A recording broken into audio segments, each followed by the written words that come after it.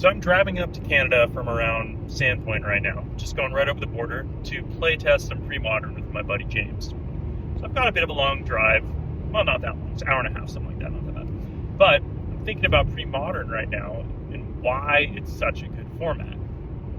And it brought me back to a couple weeks ago. I was teaching my goddaughter to play rock, paper, scissors. She's 4 years old. And she's getting it, figuring it out,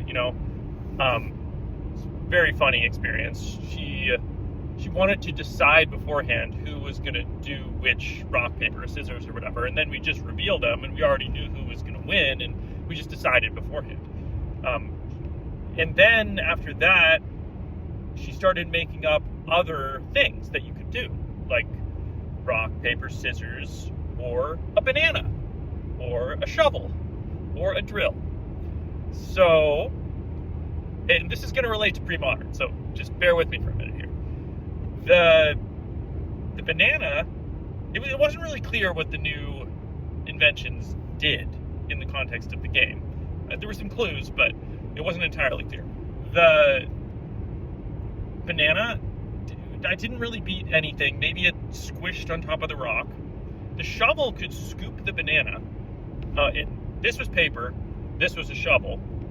This was a banana. I made that one up because she didn't have a great hand thing for it. And then there was drill. And the drill beat everything. It didn't matter. So it was great. She was being creative and making up new aspects to this game, but at the same time sort of subverting the mechanics of rock, paper, scissors. And so this got me reflecting about the metagame, the simple metagame of rock, paper, scissors, and relating that to Premodern as well. So the fundamental thing that she changed, especially with adding drill, is that she broke the format.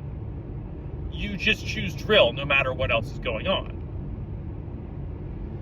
And there was no answer, even if you could predict drill is what your opponent was going to play. There was no counterplay against drill except for playing drill yourself. So this got me reflecting on Premodern, and you've probably heard other people talk about this. I've heard a handful of people mention this and thought about it myself. And most recent on my mind was a Sam Black podcast where he was talking about how in Premodern, the answers are more powerful than the threats, the sideboard hate. And comparing that to modern Magic and Standard and Modern Horizons and all this stuff, the threats are so much more powerful than the answers that they can run away with the game. But if the answers are more powerful than the threats, then it doesn't subvert. Sorry, my phone's shaking. The road's a little bit bumpy here, folks. Yeah, anyway, when the threats are more powerful than the answers, you get the drill problem. I mean, maybe to a lesser degree than the drill beats everything in our super simplified rock, paper, scissors example. But when the answers are more powerful than the threats, it allows you to keep playing rock, paper, scissors in the metagame. So I'm not saying that Magic's metagame is rock, paper, scissors. That's an oversimplification. But it works as an example or a metaphor where maybe there's 60 different decks in Premodern or something. In reality, maybe there's hundreds or something that people might play. But let's call it 60 at a giant tournament that at a stretch you might run into one or two of these further down ones, and maybe there's 15% of the highest. I don't know, I'm just making stuff up. But the idea is that maybe it's 60-dimensional rock, paper, scissors, and there's no hard win or lose. It's about, if you win the rock, paper, scissors call, you have a 60-40, or maybe at best a 75-25 in a very rare situation or something like that. But it's related to rock, paper, scissors. And that allows the metagame to self-correct.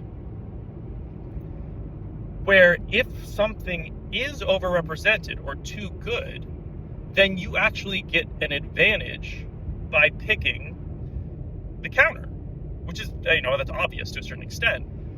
But I'm just relating this to that dynamic that I most recently was listening to Sam Black talk about, where in a format where the answers are more powerful than the threats, that's what allows you to have that interesting metagame aspect of the game.